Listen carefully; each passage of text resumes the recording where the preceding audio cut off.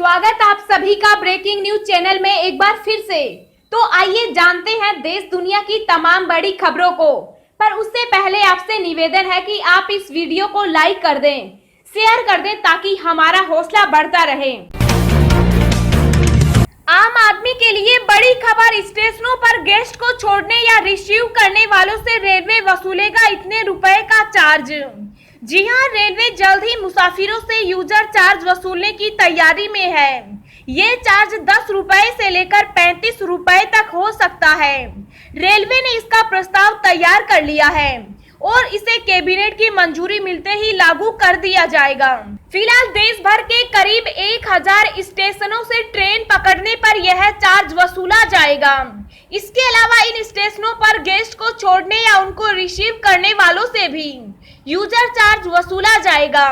सूत्रों के मुताबिक रेलवे लंबे समय से इसकी तैयारी कर रहा था और माना जा रहा है कि नवंबर महीने के पहले सप्ताह तक यह चार्ज लागू हो जाएगा।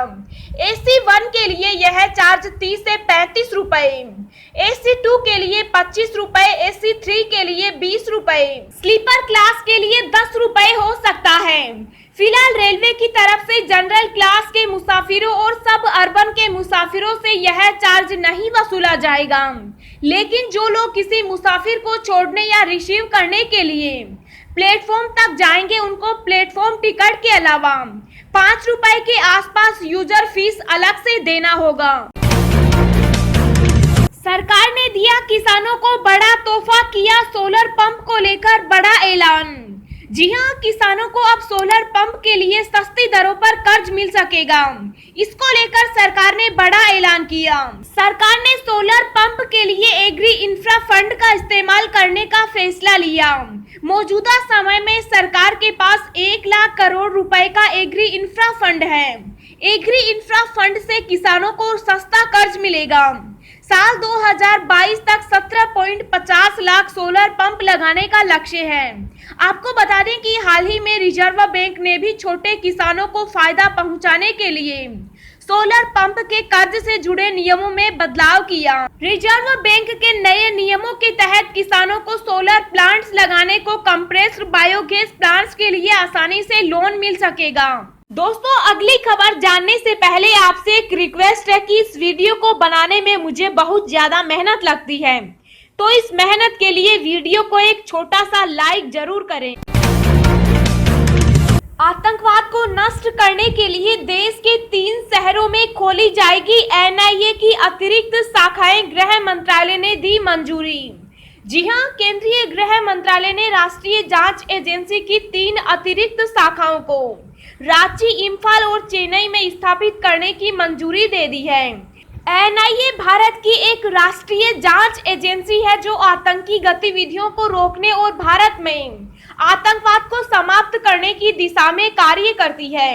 NIA का मुख्यालय दिल्ली में है। देश में इस समय इसकी 9 शाखाएं गुवाहाटी, मुंबई, जम्मू, कोलकाता, हैदराबाद, कोच्चि, लखनऊ, रायपुर और चंडीगढ़ में है। अब 3 और को मंजूरी दे दी गई है। इस एजेंसी को आतंकी गतिविधियों की जांच में विशेषज्ञता हासिल है। सरकार का मानना है कि नई शाखाओं से इन राज्यों में आतंक रोधी मोर्चे पर प्रभावी तरीके से काम करने पर समय से सूचना हासिल करने और घटनाओं को रोकने में मदद मिलेगी।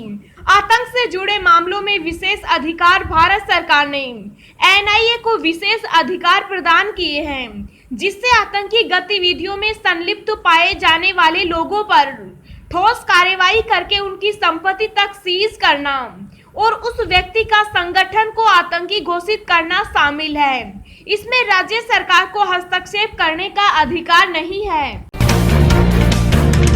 कोरोना वैक्सीन के लिए दी जाएगी 5 लाख सार्क की बलि। जी हां, कोरोना संक्रमण दुनिया में महामारी बना हुआ है। कोरोना वायरस के प्रसार को रोकने के लिए विभिन्न स्तरों पर प्रयास चल रहे हैं, लेकिन अभी तक कोई सफलता नहीं मिल पाई।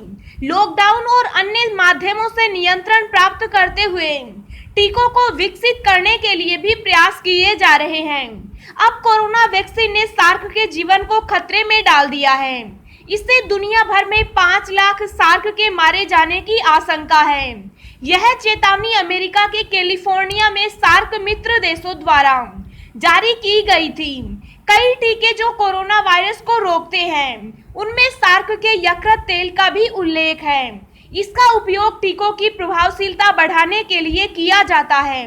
सार्क के जिगर में एक पदार्थ होता है जिसे स्क्वालेन कहा जाता है।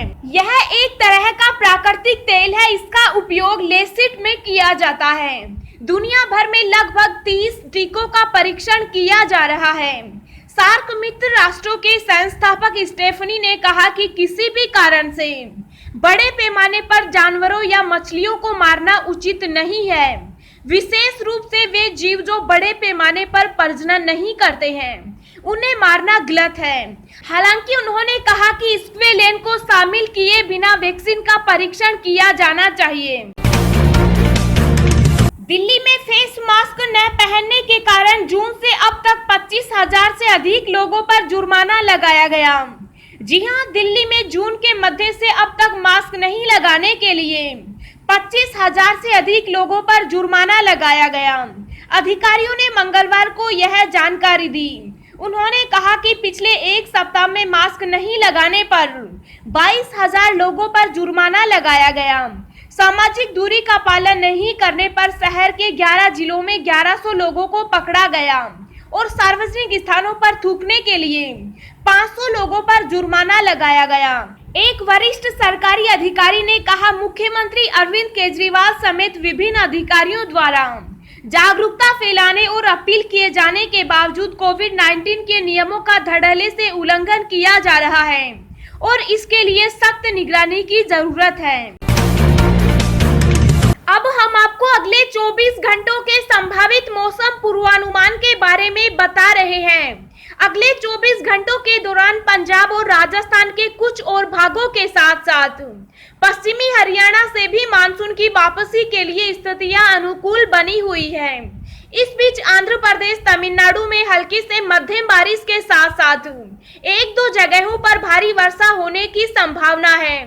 तेलंगाना में भी 1-2 जगहों पर मध्यम से तेज बौछारें गिर सकती है।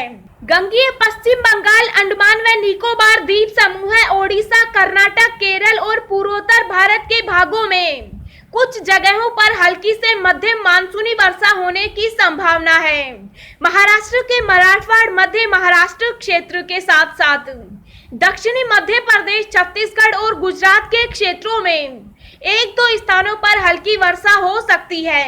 उत्तर भारत के भागों में मानसून की वापसी के बीच मौसम पूरी तरह साफ और शुष्क बना रहेगा। साथियों, जल जीवन मिशन गांव और गरीब के घर तक पानी पहुंचाने का तो अभियान है ही। ये एक प्रकार से ग्राम स्वराज को, गांव के सशक्तिकरण को, उसके लिए भी एक नई ऊर्जा, नई ताकत, नई बुलंदी देने वाला अभियान है। सरकार के काम करने में कैसे बहुत बड़ा बदलाव आया है, ये उसका भी उदाहरण है। पहले भी सरकारी योजनाओं पर अक्सर दिल्ली में ही बैठकर फैसला होता था। किस गांव में कहां सोर्स टैंक बनेगा, कहां से पाइपलाइन बिछेगी, ये सब फैसले ज्यादातर राजधानियों में ही होते थे। लेकिन जल जीवन मिशन ने अब इस पूरी परिपाटी को ही बदल दिया है। गांव में पानी से जुड़े कौन से काम हो, कहां काम हो, उसकी क्या तैयारी हो, ये सब कुछ तय करने का, फैसले लेने का अधिकार अब गांवों के लोगों को ही दे दिया गया है। पानी के प्रोजेक्ट्स की प्लानिंग से लेकर रख रखाव और संचालन तक पूरी व्यवस्था ग्राम पंचायत करेगी, पानी समितियां करेंगी। पानी समितियों में भी 50% गांव की बहनें हो, गांव की बेटियां हो, ये भी सुनिश्चित किया गया है। साथियों, आज जिस मार्गदर्शिका का विमोचन किया गया है, वो इन्हीं बहनों, बेटियों, पानी कमेटी के सदस्यों, पंचायत सदस्यों के सबसे ज्यादा काम आने वाली है। एक प्रकार की मार्गदर्शिका है। और मेरा पक्का विश्वास है, पानी की कठिनाई क्या होती है, पानी का मूल्य क्या होता है, पानी की आवश्यकता कैसे सुविधा और संकट दोनों लाती है, इस बात को हमारी माताएं बहनें जितना समझती हैं, शायद ही कोई समझता है। और इसलिए जब इसका पूरा कारोबार माताओं बहनों के हाथ में जाता है तो बड़ी संवेदनशीलता के साथ, बड़ी जिम्मेदारी के साथ वे इस काम को निभाती हैं और अच्छे परिणाम भी देती हैं। ये गांव के लोगों को एक मार्ग दिखाएगी। ये किताब जो बनाई है वो छोटे मोटे निर्णय करने में, फैसले लेने में मदद करेगी। मैं समझता हूं जल जीवन मिशन ने गांव के लोगों को एक अवसर दिया है। अवसर अपने गांव को पानी की समस्याओं से मुक्त करने का, अवसर है अपने गांव को पानी से भरपूर करने का। मुझे बताया गया है कि जल जीवन मिशन इस 2 अक्टूबर गांधी जयंती से एक और अभियान शुरू करने जा रहा है। 100 दिन का एक विशेष अभियान, जिसके तहत देश के हर स्कूल और हर आंगनवाड़ी में नल से जल को सुनिश्चित किया जाएगा। मैं इस अभियान की सफलता की शुभकामना देता हूं